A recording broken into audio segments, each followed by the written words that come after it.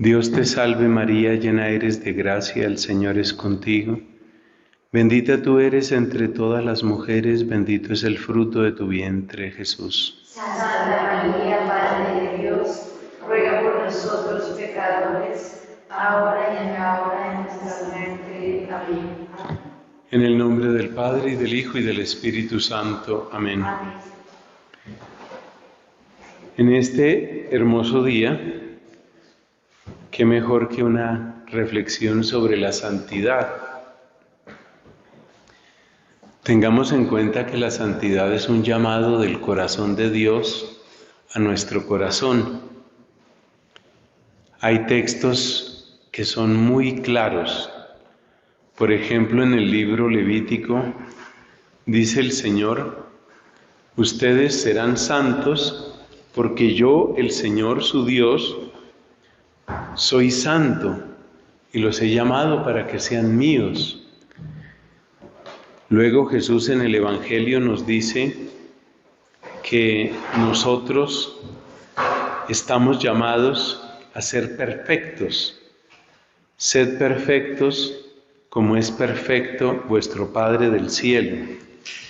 Esa expresión de Cristo pues nos pone en la ruta de la santidad. Y esa santidad es precisamente el culmen de la obra de Cristo. Eso encontramos en Efesios capítulo 1, donde dice el apóstol San Pablo que Él nos eligió para que fuéramos santos e irreprochables ante Él por el amor. Entonces, la santidad es un llamado del corazón de Dios, es el fruto propio del Evangelio, y en ese sentido, lo anormal es no ser santo. Hay un escritor francés que se pronuncia Léon Bloy, el apellido de él se escribe B grande L-O-Y, Léon Bloy, y él decía: loco debo ser, pues no soy santo. El camino, lo propio del cristiano es la santidad, indudablemente. Muchos santos han apreciado ese don de la santidad. Pensemos lo que decía Santo Domingo Sabio: primero morir antes que pecar. Esas son expresiones que muestran un deseo, un anhelo de Dios muy profundo. Y de hecho cada uno de los mártires es un testimonio de lo que eso significa, de lo que significa entregarse así a Dios. Muchas veces perdiendo la honra, los bienes, la paz.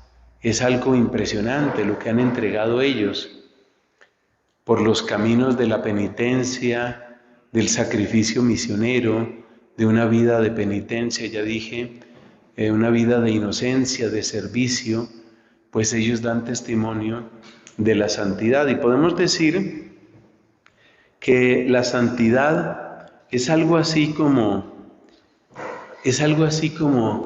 la expresión actualizada del Evangelio.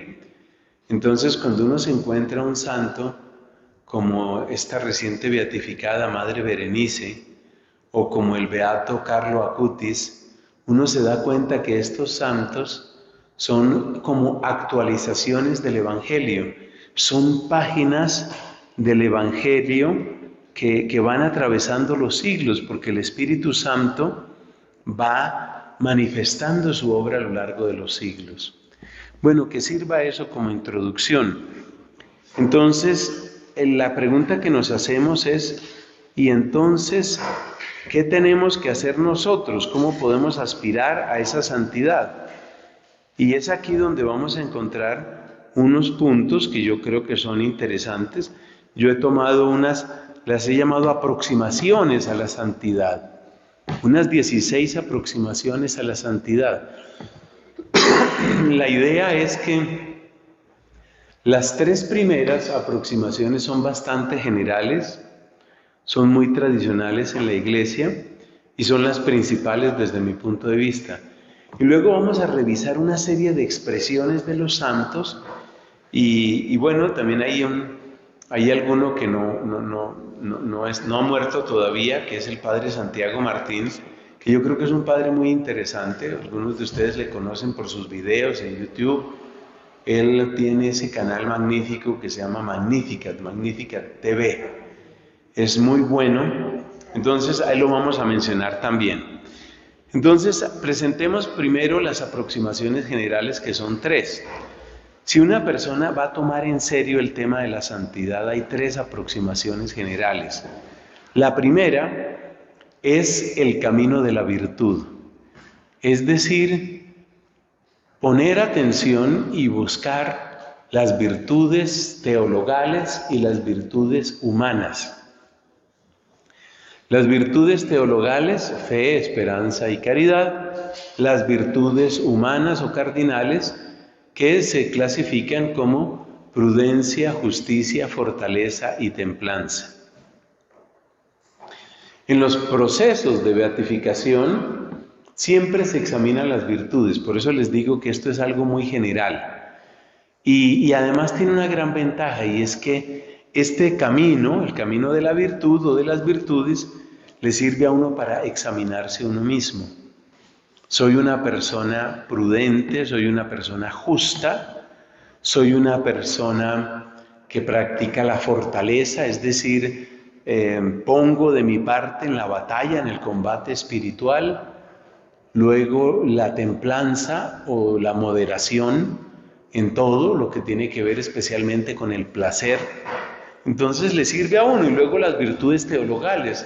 ¿Dónde está mi fe? ¿Dónde está mi esperanza? ¿Dónde está la caridad? Entonces ese es como el primer examen que uno puede hacerse. Las aproximaciones a la santidad empiezan por ahí, por el camino de la virtud. Es algo que considero muy útil, es algo que creo que hace mucho bien, y consiste en mirar eso, las virtudes teologales y cardinales. Además, no se nos olvide que las virtudes son siempre fuente de aprecio en la sociedad humana. Cuando me toca hablar, que siempre lo hago con mucho gusto, sobre la virtud, siempre menciono, o con frecuencia menciono este ejemplo. Piense usted en alguna persona que usted valore, o que usted considera su amigo, su amiga, una persona importante para usted, y verá que al describirla, usted empieza a decir virtudes. Claro, no solo estas grandes virtudes, que son las 7 principales, 3 teologales, 4 cardinales, sino también sus virtudes derivadas. Por ejemplo, usted dice una persona es sencilla, o una persona es sincera, o una persona es alegre. Todo eso tiene que conectar finalmente con las virtudes. Entonces, este ejemplo de las virtudes a mí me hace acordar lo que dice la Biblia de nuestro Señor Jesucristo, que iba creciendo en edad, sabiduría y gracia delante de Dios y delante de los hombres. Entonces, ese es un buen examen de conciencia y es un camino de crecimiento. Segunda afirmación, segundo camino general. El camino de los mandamientos, complementado con las bienaventuranzas. Precisamente en la fiesta de todos los santos, ustedes se dan cuenta que el evangelio que se lee es el evangelio de las bienaventuranzas. Pero es importante no olvidarnos de los mandamientos. En el evangelio según San Marcos, le pregunta un joven, le pregunta a Jesús, ¿qué tengo que hacer para tener vida eterna? Y Jesús le responde, cumple los mandamientos. O sea que eso es lo primero. Y muchas veces uno, para examinar su propia conciencia, por ejemplo, para una buena confesión, lo mejor que puede hacer es mirar los mandamientos. ¿Cómo estoy con los mandamientos? Entonces, ese es un comienzo. Pero al mencionar mandamientos y bienaventuranzas, pues uno se da cuenta que está de alguna manera como el comienzo y la cumbre, el final. Las bienaventuranzas, estoy viviendo las bienaventuranzas, tengo hambre y sed de justicia, tengo mansedumbre, tengo un corazón puro, trabajo por la paz, soy realmente pobre, vivo el espíritu de la pobreza. Entonces, los mandamientos y las bienaventuranzas son como un examen permanente que le sirve a uno mucho para realmente emprender un camino de santidad. Entonces llevamos 2. Tercera aproximación. son las que llamamos las etapas o edades de la vida interior. Esto también es muy clásico, muy clásico. Por ejemplo, ¿cuáles son las 3 grandes etapas? Catalina también habla de 3 grandes etapas. Son en realidad muchos los autores que hablan de esto. Pero les comento aquí la versión clásica, nos habla de 3 caminos o 3 vías que se conocen como esto para sus apuntes. La vía purgativa, en donde lo principal es apartarse del pecado y realmente entrar en una vida en gracia de Dios. Esa es la vía purgativa. Es lo propio de la persona que emprende el camino, la persona que está tal vez entrando en una conversión. Después viene la vía iluminativa. ¿La vía iluminativa en qué consiste? Consiste en que voy a conocer mejor mi fe, por eso es iluminativa, pero también consiste en que voy a tomar en serio lo que dijo Cristo: vosotros sois la luz del mundo, la luz del mundo. Entonces, se trata de vivir en la virtud y de conocer mi fe. Esa es la vía iluminativa. Practicar la virtud y conocer la fe, conocer mi iglesia, conocer el evangelio. Entonces esa es la vía iluminativa. Y la tercera vía es la vía unitiva. La vía unitiva corresponde básicamente ¿a qué? Corresponde a la vida mística a la que estamos llamados, para entregarnos completamente al misterio de la cruz, para unirnos más y más con el Señor. Entonces, cuando se habla de santidad, muchas veces le sirve a uno este tema de las 3 vías o de las 3 etapas o de las 3 edades, porque entonces uno se examina y uno dice, bueno, ¿yo dónde estoy? Estoy en vía purgativa, estoy en vía iluminativa, estoy en vía unitiva, y eso realmente lo orienta a uno. Y sobre todo creo que es un buen despertador cuando uno lleva un tiempo en la fe y un tiempo, por ejemplo, los que somos consagrados, como ustedes, como este servidor, los que somos consagrados tenemos que hacernos esa pregunta: ¿yo dónde estoy realmente? ¿Dónde está esa vía unitiva? Esa auténtica participación en el misterio de Cristo que se ofrece al Padre. ¿Dónde estoy yo en eso? Entonces, esas son las 3 aproximaciones generales. Las virtudes teologales y cardinales es el primero, los mandamientos y las bienaventuranzas es el segundo, y las 3 vías o las 3 edades es el tercero. Son 3 exámenes muy prácticos, muy concretos, que le ayudan a uno a decir, hombre, realmente la vida cristiana es esto. Bueno, pasemos ahora, en este compartir sencillo, pasemos ahora a lo que nos dicen los santos y también algún otro personaje. ¿Cómo describen la santidad? ¿Cómo describen la vida cristiana?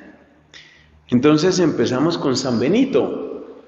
San Benito de Nurcia, el fundador de toda esa venerable familia que nosotros conocemos como familia benedictina, el gran patriarca de la vida monástica en Occidente junto con San Agustín. Pero tenemos que ser sinceros, es muy grande el impacto que tiene San Benito en la vida monástica, en la vida consagrada, es impresionante. Entonces, en Occidente, los grandes padres de la vida monástica son San Benito y San Agustín. En Oriente, los grandes padres son San Basilio y San Pacomio. Esos son los grandes referentes de vida monástica. En Occidente, Benito y Agustín; en Oriente, San Basilio y San Pacomio. Y como una especie, llamémoslo así, de tronco común, tenemos a San Antonio Abad, que por muchos es considerado casi el iniciador de la vida consagrada de un modo como estable, como organizado, ¿no?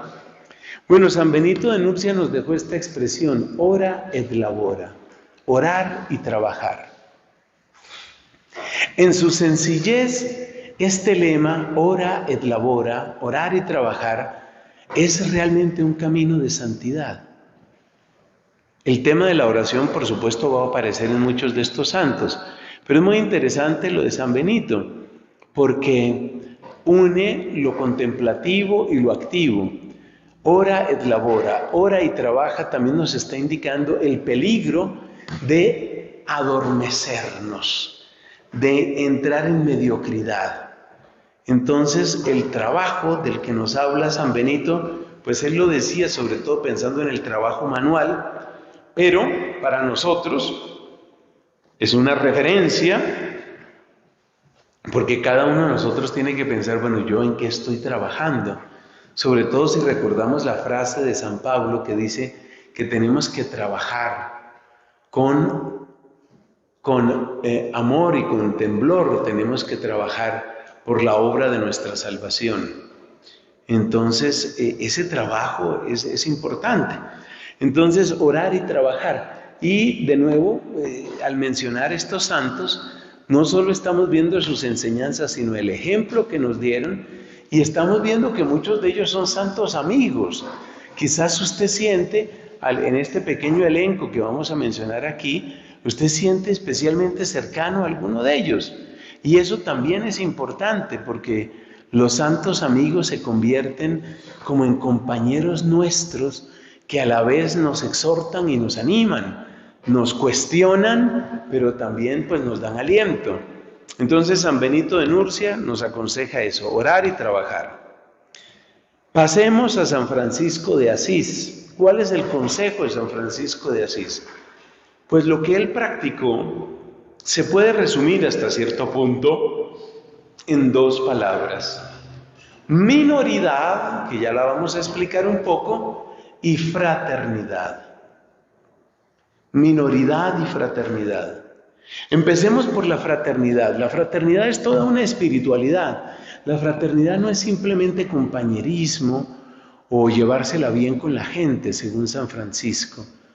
La fraternidad tiene una raíz muy profunda, y esa raíz muy profunda es reconocer el designio de Dios. ¿Qué significa que yo te vea a ti como mi hermano? Que te vea a ti como mi hermana. ¿Qué significa?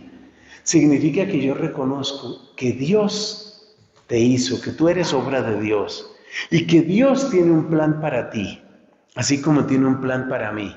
Entonces, en la medida en que crecemos en la fraternidad, crecemos indudablemente en el espíritu de hijos. La fraternidad franciscana no es simplemente una camaradería, no es simplemente un estar bien nosotros, sino es reconocer tu vida salida de Dios, es reconocer tu vida llamada a un destino eterno por el amor de Dios. La fraternidad inmediatamente tiene una consecuencia que es muy bella, y es que la fraternidad nos invita a valorar todo lo que es la otra persona.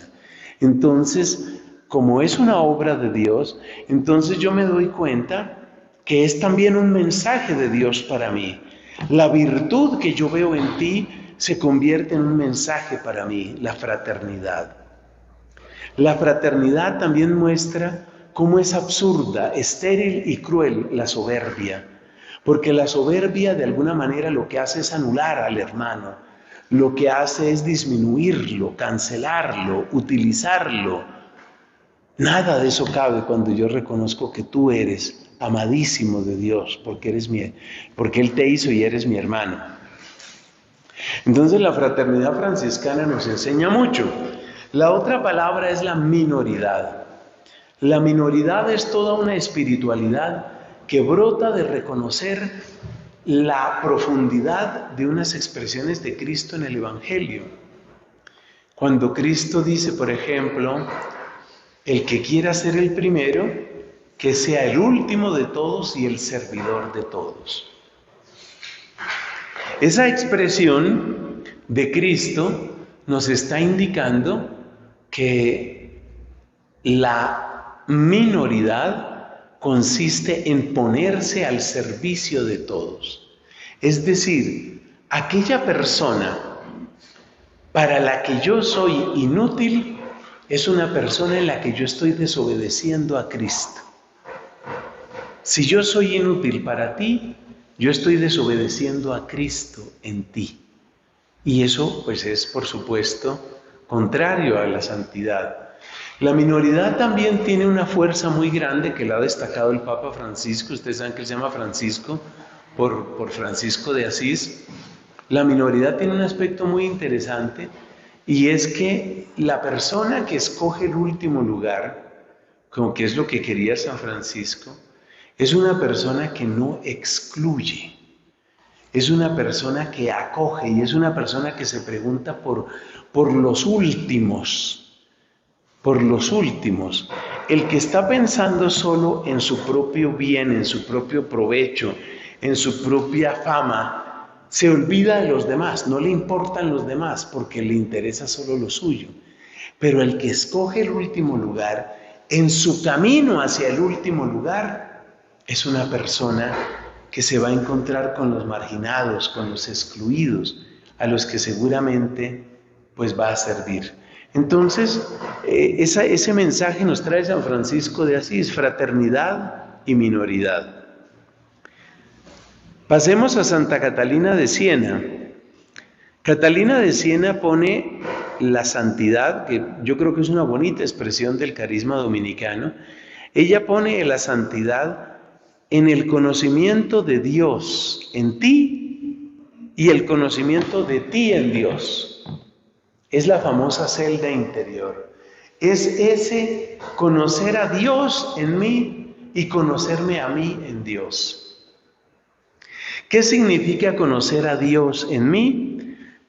Significa reconocer su misericordia y significa reconocer mi propia necesidad.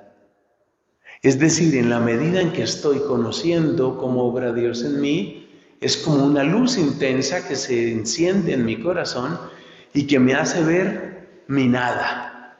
Recordemos la expresión de Catalina. Le dice a Dios, tú eres el que es, yo soy la que no soy. Tú eres el que es, yo soy la que no soy. O esa otra expresión de Catalina, yo soy nada con pecado encima. Entonces reconocer a Dios en mí mismo es reconocer su misericordia, su bondad incomparable y a la vez, eso es muy importante en esta espiritualidad de Catalina, y a la vez reconocer mis ingratitudes, mi miseria, mi pecado, mi rebeldía, mi ingratitud. Entonces es como un círculo el que se establece ahí. Ver a Dios tan bueno y verme yo tan frío. Ver a Dios tan generoso y verme yo tan mediocre. Ver a Dios tan piadoso y verme yo tan cruel incluso conmigo mismo. Entonces, ese es el conocimiento de Dios en mí. Pero también tengo que conocerme en Él. ¿Y qué es conocerme a mí mismo en Él? Es conocer su providencia y es conocer su plan. ¿Qué significa que yo me conozca en Él? Significa que mi vida queda integrada, mi vida queda leída desde lo que Dios es. Desde su grandeza, desde su plan de amor para conmigo. Bueno, entonces esa es Catalina de Siena. San Ignacio de Loyola tiene dos expresiones que podemos recordar. Ignacio de Loyola tiene dos expresiones. Una que es la más famosa y que es realmente muy significativa, es amar y servir. Ese es el lema de los jesuitas, amar y servir. Un lema precioso que al mismo tiempo tiene lo interior del amor y lo exterior del servicio. O sea que la santidad es al mismo tiempo interior y exterior. No puede quedarse solo en emociones, no puede quedarse solo en consuelos espirituales, no puede quedarse solamente en conocimiento, mucha teología, mucho saber. No, tiene que salir al servicio, amar y servir. Otra expresión de San Ignacio de Loyola es conocida en latín y se escribe maius con i latina, maius, que es el buscar más.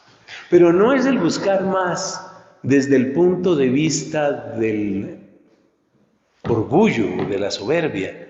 Es buscar más en términos de hacerse esta pregunta: ¿qué me falta? O también, ¿hacia dónde debo crecer en esta etapa de mi vida, en este momento de mi vida? ¿Hacia dónde debo crecer? Y por eso la importancia del discernimiento en la espiritualidad de San Ignacio, la espiritualidad ignaciana. ¿Qué es responderle a Dios en este momento? ¿Dónde está la dirección de Dios en esta etapa de mi vida? ¿Para qué? Para crecer. Insisto, no es crecer desde el punto de vista de la soberbia, de la vanidad, sino que es crecer en términos de aumentar el amor, aumentar la excelencia. Es decir, entregar más. ¿Qué me falta entregar? ¿Qué me falta entregar?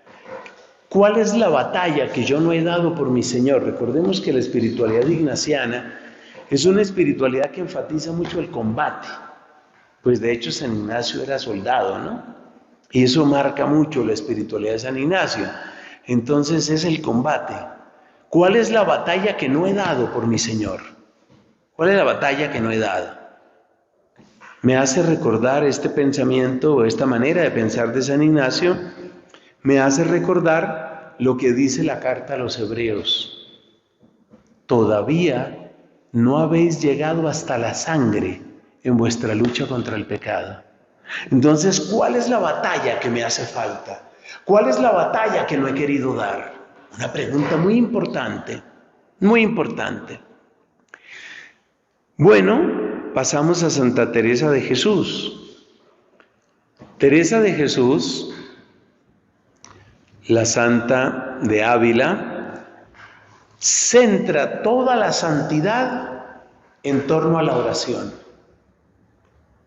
Y la frase más conocida sobre oración que tiene Santa Teresa de Jesús es que la oración es tratar de amistad, muchas veces estando a solas con quien sabemos que nos ama. Entonces la idea que tiene Santa Teresa, fíjate cómo se complementan todos estos santos, ¿no? La idea que tiene Santa Teresa, ¿cuál es? La idea de Santa Teresa es que si yo me acerco al fuego, tarde o temprano me quemo.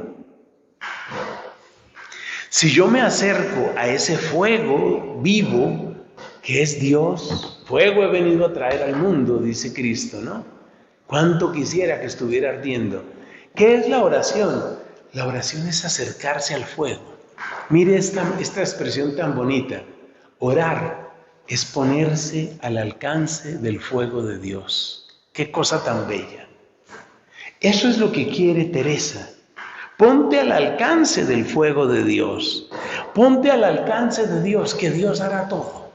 Que Dios te transformará. Ponte a su alcance. Ponte al alcance del fuego de Dios.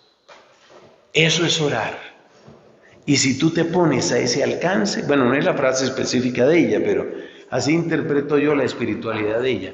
Entonces, por eso para Teresa de Jesús casi que no hace falta más. Lleva una vida de oración y terminarás llevando una vida de santidad, así de sencillo. No lo compliques. Lleva una auténtica vida de oración y terminarás llevando una vida de santidad. La obra tal vez más conocida de ella, El Camino de Perfección, de Teresa de Jesús, lo que viene a describir es eso. Es toda la vida cristiana en clave de ¿qué? De oración. Pero no es la oración simplemente como un punto en la agenda de mi día. No es simplemente portarme bien y hacer mis oraciones. Es la actitud permanente del corazón que tiene hambre por ese fuego divino. Orar es ponerse al alcance del fuego de Dios. En la misma época, y con una relación profunda de amistad con Teresa, tenemos a San Juan de la Cruz. San Juan de la Cruz también toma un camino de sencillez que se resume en una de sus frases más conocidas: en el atardecer de la vida nos examinarán en el amor. En el atardecer de la vida nos examinarán en el amor. Esa frase hay que saberla entender. No llamemos amor a cualquier cosa. Ese es un cuidado que hay que tener si uno sigue la espiritualidad carmelitana. ¿Por qué? Porque hoy, por ejemplo, se llama amor a casi cualquier cosa. Y la gente tiene una confusión terrible con el tema del amor. Y acuérdese que con eso se justifica casi cualquier cosa. El adulterio, la práctica homosexual, lo que sea, ¿no? Porque es amor.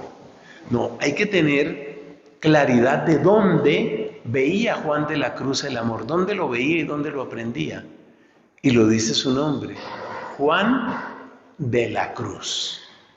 Entonces, si tú tomas el amor en la cruz, si tú te apoyas en la cruz, si tú miras hacia la cruz, ahí sabes qué es lo que significa amor.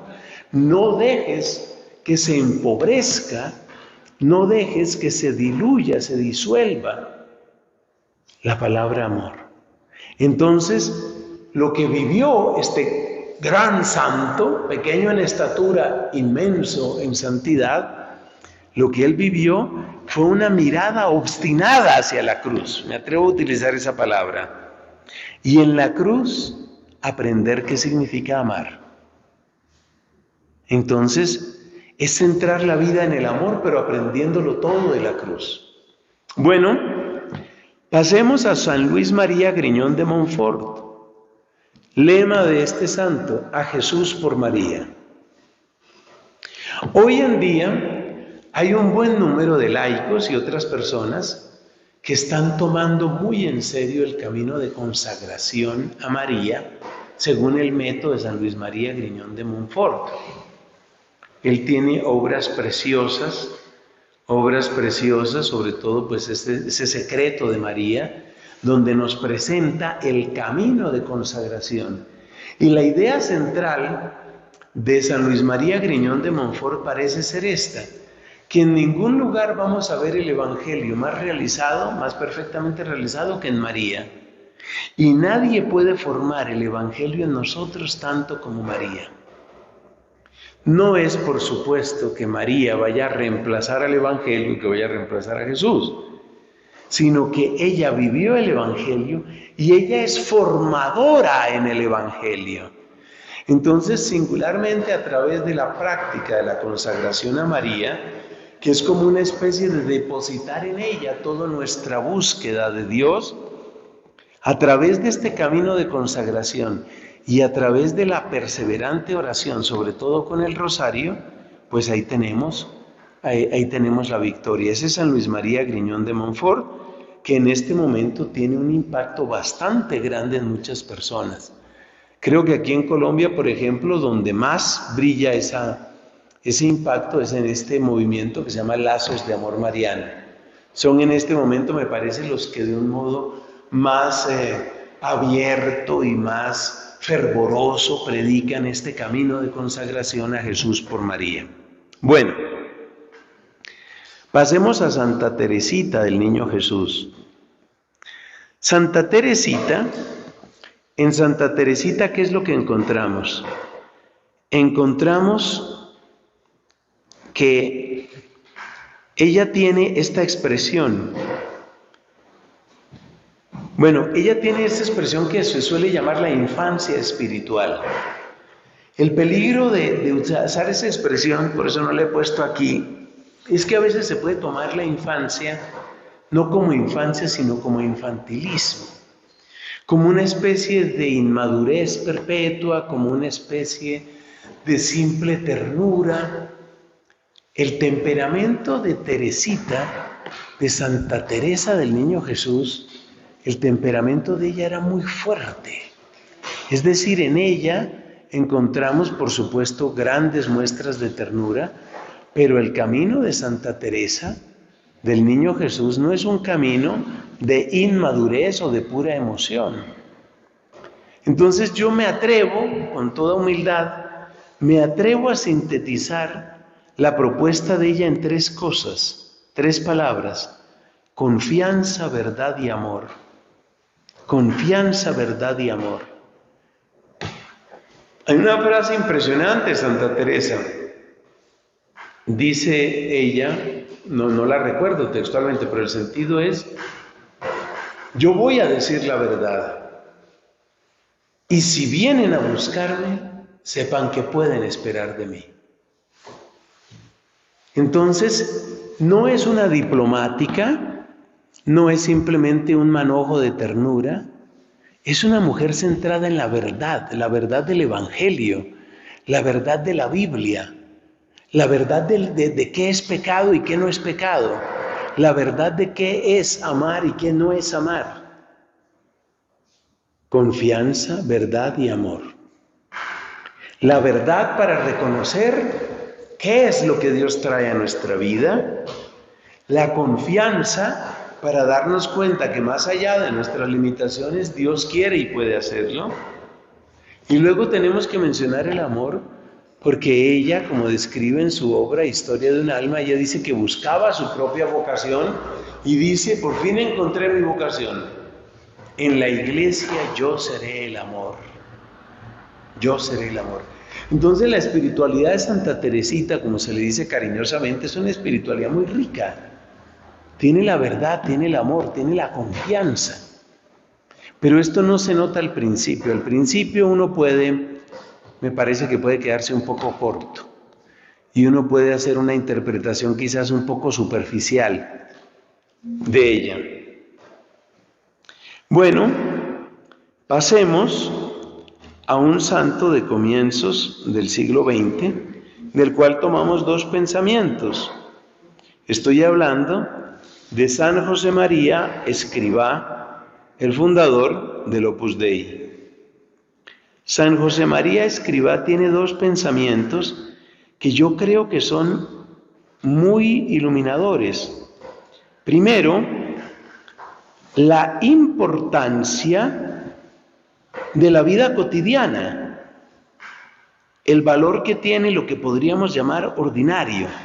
Y la frase es esta: hacer de modo extraordinario las cosas ordinarias. También se le conoce como el santo de la santificación de la vida cotidiana.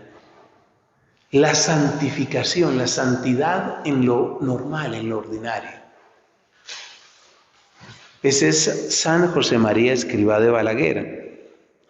Y otra cosa en la que él insiste mucho es la necesidad de la fidelidad en la dirección espiritual. Él considera que la vivencia del sacramento de la confesión y de una buena dirección espiritual es una herramienta de primer orden para realmente tomar en serio el camino de la santidad. De hecho, pues es una parte esencial de la espiritualidad en el Opus Dei. Le da uno un poco de, digamos así, de cuestionamiento, le suscita uno un cuestionamiento esta manera de ver la santidad, porque indudablemente muchas personas no pueden acceder a una buena dirección espiritual. No es fácil, no hay tiempo, no hay personas preparadas, en fin. Pero en todo caso, ¿qué de la constancia? Dice San José María, la fidelidad en la dirección espiritual. Y él habla mucho de ese abrir el corazón al director espiritual, ser fiel. ¿Quién es el director espiritual? Pues es un acompañante que, guiado por el Espíritu Santo, por su experiencia y por una gran caridad, te ayuda a ver lo que tú no ves. Porque muchas veces nos sucede que estamos realmente estancados. Estamos en un profundo estancamiento. Entonces, una persona externa sin duda nos ayuda a ver cosas que nosotros mismos no hemos visto. Nos ayuda a descubrir, por ejemplo, mentiras que nos estamos diciendo, pretextos que tenemos, disculpas, justificaciones. Entonces, un buen director espiritual puede ser un gran instrumento del Espíritu Santo para salir de todo eso, para decirnos, mira, pero date cuenta la gravedad de esto, date cuenta que estás haciendo esto, por favor, no te digas mentiras con esto. Eso es muy valioso, eso es muy valioso. Pasamos aquí no a un santo, sino pasamos a todo un movimiento, algunos lo llaman la Iglesia en movimiento, que es la renovación carismática. La renovación carismática viene a recordarnos un elemento fundamental, y es que la santidad es obra del Espíritu Santo. Decía el dominico Yves Congar que el Espíritu Santo es el gran olvidado Entonces la renovación carismática de alguna manera quiere reparar ese daño y quiere que nosotros pongamos al Espíritu Santo en el lugar que le corresponde. Es que no estamos hablando de nadie menos que la tercera persona de la Santísima Trinidad. Y por supuesto que es Cristo mismo el que nos invita a poner nuestra confianza en el Espíritu. Por ejemplo, cuando dice, el Paráclito los conducirá a la verdad completa. Además, no se nos olvide que el Espíritu Santo es el dador de toda gracia. En Mateo 19 dice Jesús a sus apóstoles, para los hombres es imposible la salvación, pero Dios todo lo puede. Y esa obra es la obra del Espíritu Santo. Entonces la invocación frecuente al Espíritu Santo, sobre todo cuando tenemos que tomar una decisión, cuando nos vemos en la lucha contra pecados específicos o cuando sentimos que nuestra tibieza parece adueñarse del alma, el fuego del Espíritu Santo yo creo que es un recordatorio muy importante. Quiero recordar también aquí, una expresión que encontramos en Santa Teresa de Calcuta, Madre Teresa de Calcuta. ¿Qué dice Madre Teresa de Calcuta? Que para llegar a la santidad necesitamos, dice ella, amar hasta que duela. Este es otro personaje, por darle un nombre, que nos recuerda la inmensa importancia del amor.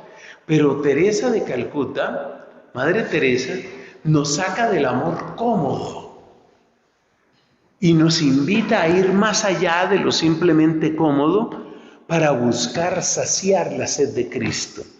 La frase favorita de Teresa de Calcuta, la que ella quería que quedara en todos los oratorios de las misioneras y de los misioneros de la caridad, la frase favorita es aquello que dice Cristo en la cruz: tengo sed. Y en todos los oratorios de las misioneras de la caridad o de los misioneros de la caridad está esa frase: tengo sed. A veces la ponen en inglés, a veces la ponen en español, es la misma frase: tengo sed, tengo sed. Y entonces esa sed de Cristo que Él menciona en su pasión, pero que menciona también en la Samaritana: dame de beber. Esa sed de Cristo se convierte como en un llamado, se parece un poco a la espiritualidad de San Ignacio. ¿Qué me falta? ¿Qué me falta para saciar la sed de Cristo? Es un llamado precioso a la santidad. Y hay que salir de la comodidad, y en ese sentido se necesita que duela, que duela. Otra vez la frase de la carta a los Hebreos: no habéis llegado todavía hasta la sangre en vuestra lucha contra el pecado.